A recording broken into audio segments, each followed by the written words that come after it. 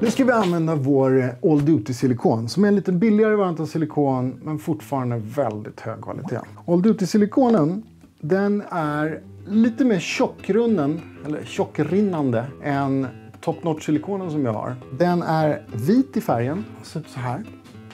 Hög rivstyrka, hög detaljrikedom, lång hållbarhet och lång elastik. Och formarna blir lite hårdare än många andra märken. Och det är också samma sak, det gör att det håller mycket, mycket längre. Hur som helst, jag ska visa hur vi gjuter av min klassiska Beshad 17 med den. Vi har en planalåda här, eller en beteslåda. Vi har lite superlim.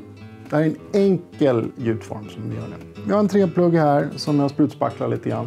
Men på internet finns det uppsjö med olika sätt att göra masters. Gå in och kika där så kommer ni hitta er variant som kommer passa er. Och våga experimentera. Det går egentligen inte att göra fel. Liksom. Det enda som ofta är hindret till att vara nöjd med en master, det är ert ego. Det är att ni vill ha det perfekta. Och det perfekta kan man bara få om man övar sig fram och gör fel på vägen. Jag har gjort det, massor med andra människor har gjort det. Hur som helst, här har vi en enkel, superbra kärjig. Ta lite superlim. Nu är det så här, det finns ju 1000 varianter på att göra just det här momentet som jag gör nu. Och det här kanske inte alltid är det optimalaste.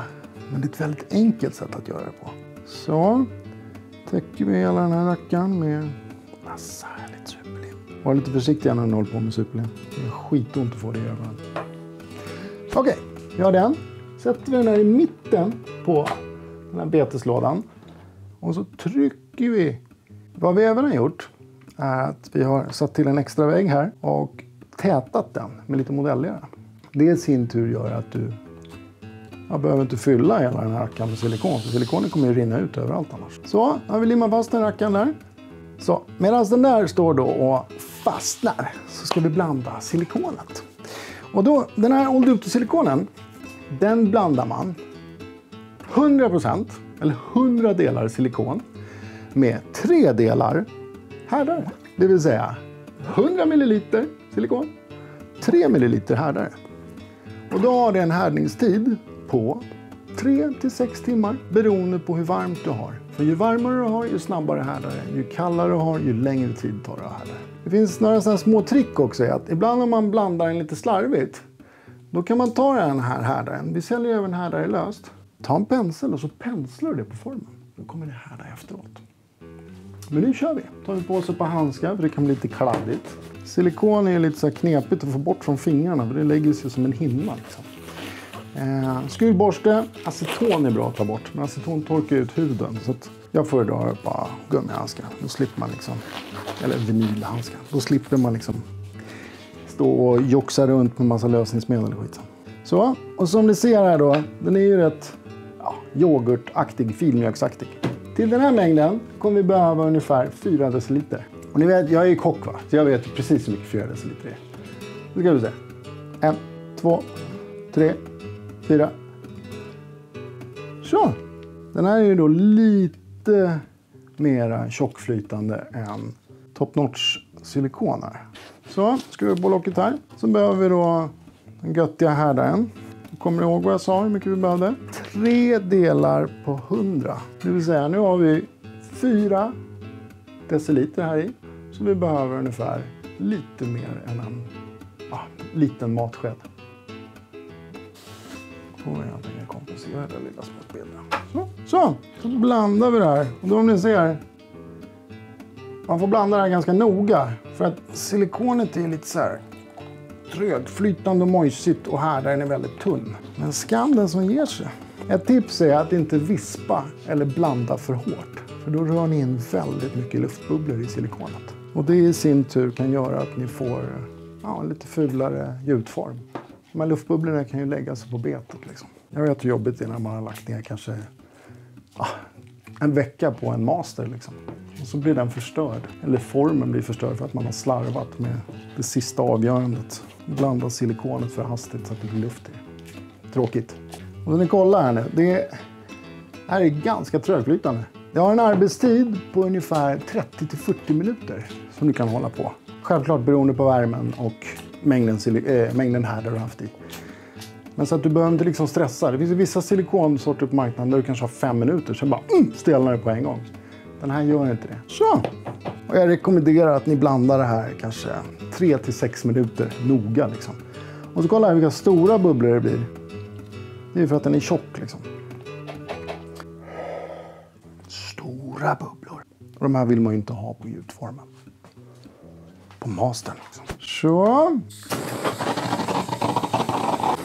Så. Tar vi ett varv till. Sen så är det dags att hälla det här på våran master. Nu kör vi! Brukar jag hälla en bit upp så här. Då försvinner en del av luftbubblorna. Så börjar jag med att hälla lite grann längs kanterna. Har vi en stänkare med gas. Bort lite av de här luftbubblorna som blir. Får stå liksom och gasa sig lite grann så att luftbubblorna stiger till ytan. Kolla nu här så ser ni att det stiger upp lite luftbubblor här.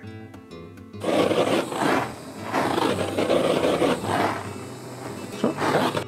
Häller vi på en ny laddning här. Jag brukar göra det här ungefär tre steg liksom.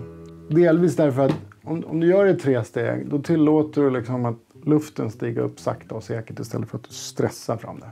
Så ni kollar här nu börjar det stiga upp luftbubblor här igen. Då kan man vänta en liten stund så kommer det upp ännu mer liksom. Och då, vad du kan göra är, du kan ju stå så här. I'm the human vibrator! Då stiger de upp till slut. Jag pallar inte det idag. Kör vi på det sista här nu.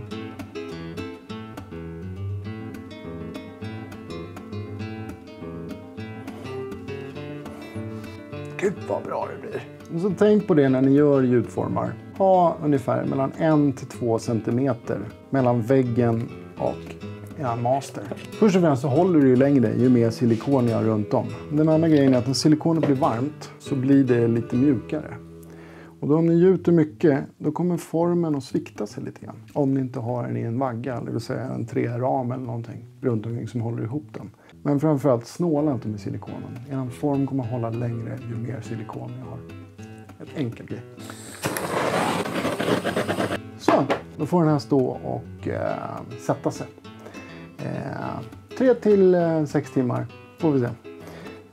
Sen plockar vi ur den och gör en avgjutning på den. Nu är det dags att lyfta upp Old Duty silikon formen vi har gjort på Bechad 17. Det här är spännande.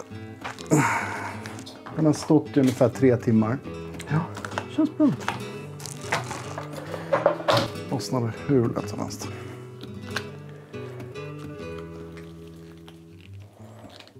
Enkel gjutform på Bechad 17. Ja, den ser helt fantastisk ut. Ska vi bara klippa till de här gjutskäggen. Börjar vi klippa till bottendelen här så att den får lite stabilitet. För det blir alltid som små gjutskäggsdelar på den. De kan wobbla lite för det sticker upp lite extra på sidorna liksom.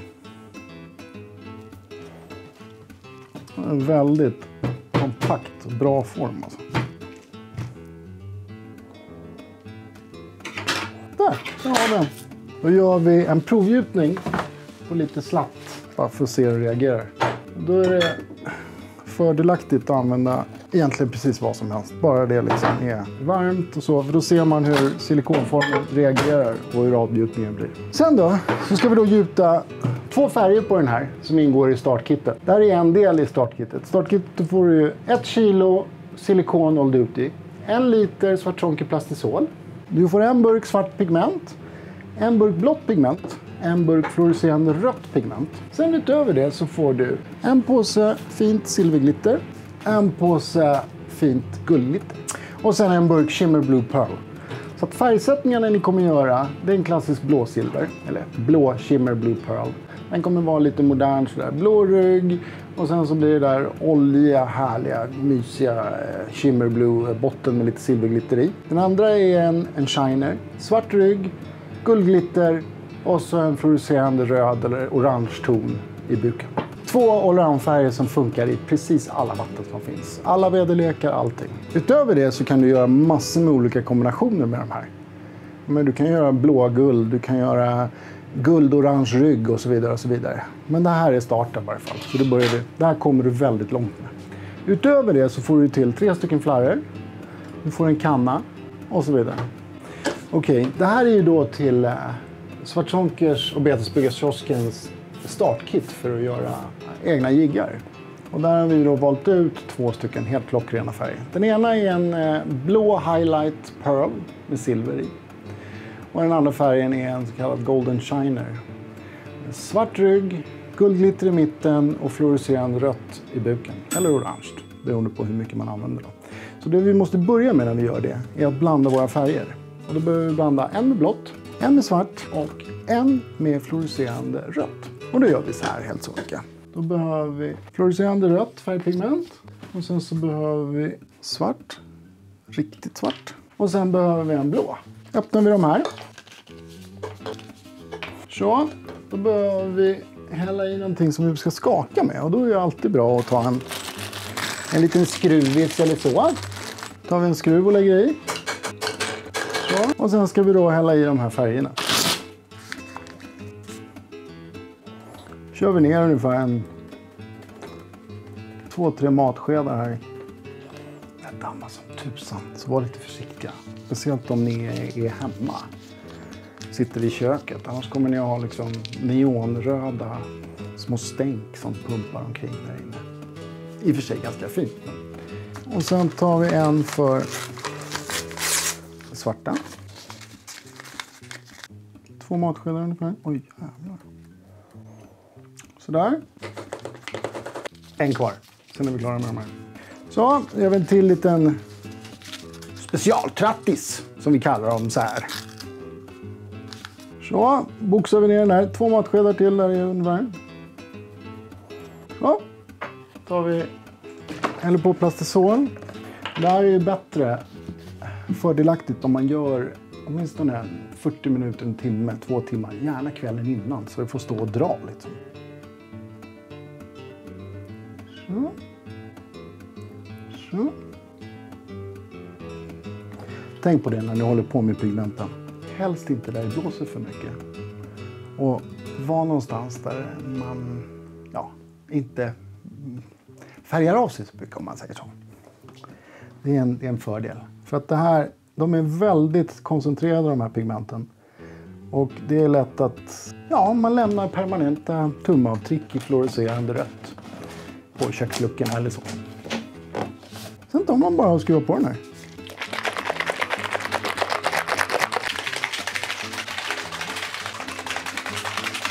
Men den var svart och den där var blå. Och så kan det gå. Så, nu gör vi en provhällning på den här tycker jag. Bara för att se hur formen reagerar. Så har vi lite slattar här. Rester.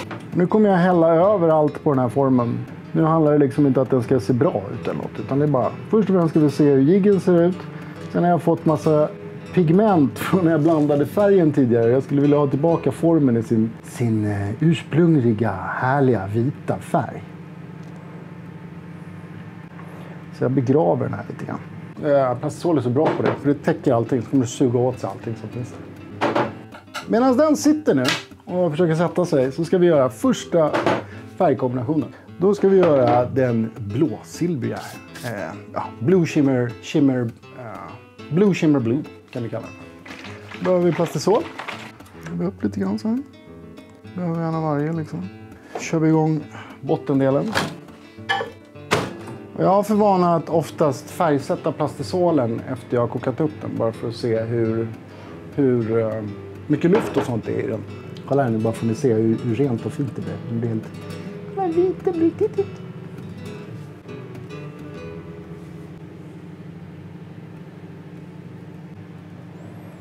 Så. Då behövde vi en fluo-orange. Vi behövde en svart. Och vi behövde en som var fluorescerande orange. Så. Här är till svarta ryggen. Här är till guldglittret. Här var det till fluorescerande röda eller orange. Då har vi köpt på den som ska vara blue shimmer färgen. Blue shimmer pearl. Då behövde vi silver. Jag kör stort silver. Det är det som ingår i startkittet. Blue shimmer pearl. Och lite av den storfläckiga guld. Eller silver. Guld är inte det, silver här. Det är helt snurrigt så här på eftermiddagen.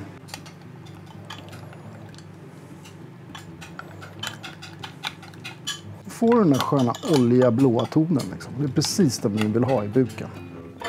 Nu gör vi så här. Lyfter vi ur den. Medan vi gör det så tar vi värme på den här en gång till. Den här börjar bli lite varmare. Så. Moment of truth. Nu kör vi. Det är fortfarande lite varmt. Ja, kolla. Klockers. Superbra. Yes. Nu kör vi första hällningen här. Alltså, kolla på det här. Börjar vi med rumpan som vanligt. Så. Sen ska vi ha en blå rygg där. Här är den blåa. Nu måste det vara klart. Ja! Tada! Det ska vara lite blått här i då.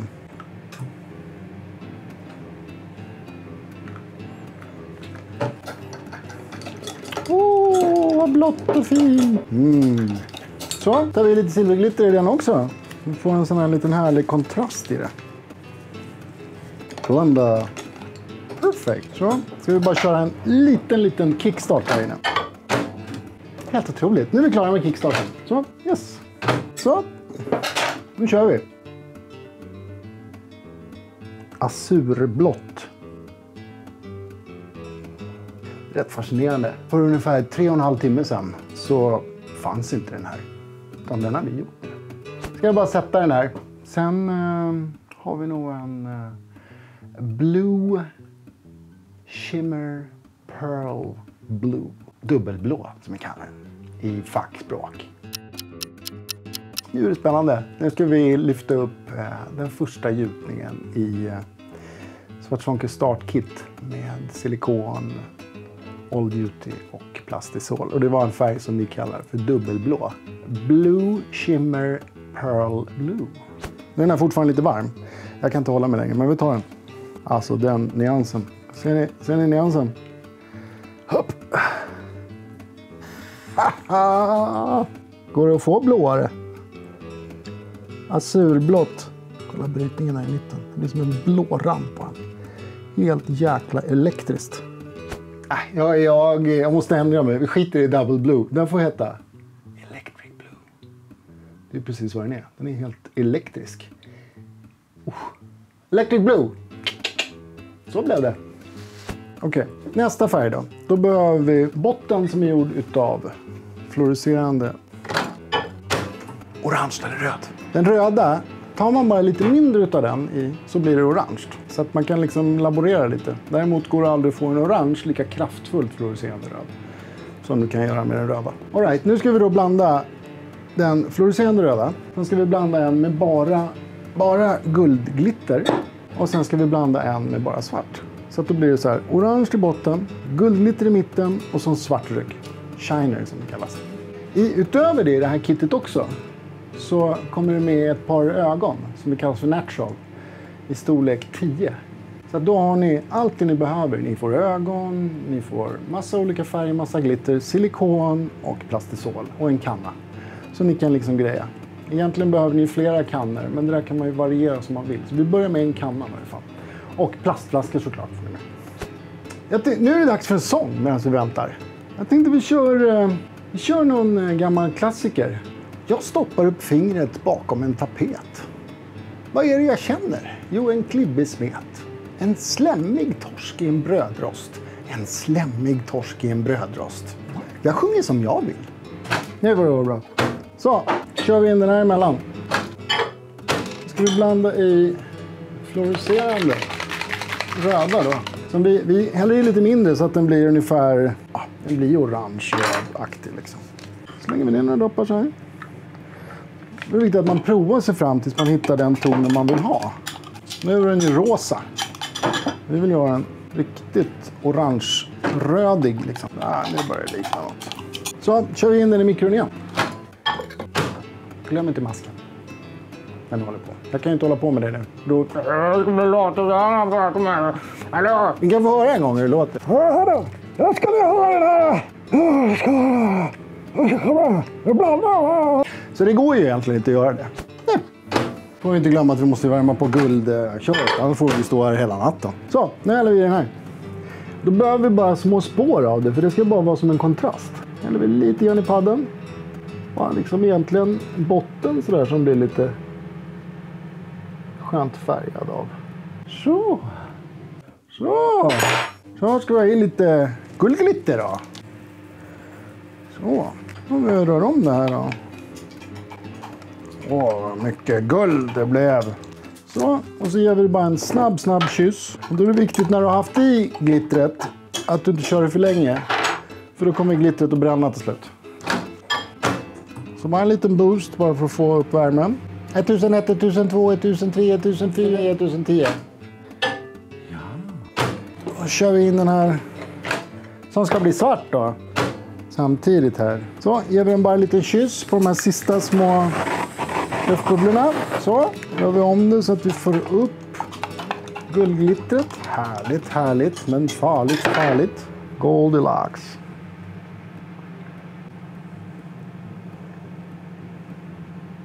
Så. Sen behöver vi då svart i den här. Vi blandar den svart där. Så, nu är den här lite mjölkig bara. Men då passar jag på att blanda ut den med lite svart. Så, ta lite mer svart. Där.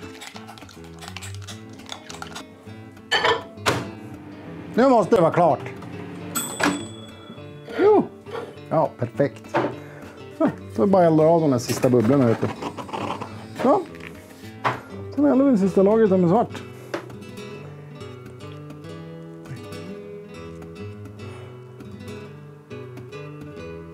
Så. Perfekt. Ska jag bara sätta. Så, nu ska vi se om vi kan få upp den här golden shinen vi gjorde.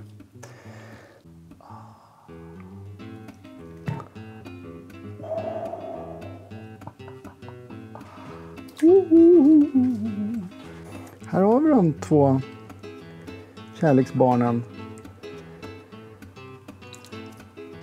Nu får den ligga och mysa där lite sen. Tycker ni åker ut och fiskar med de här nu? De kommer leverera big time. Jag lovar. Shit vad fina de blev. Jävla roligt. 4 timmar sedan. Nu har vi 2 helt nya jiggar. Balt. Vet ni? Det här som är framför mig nu.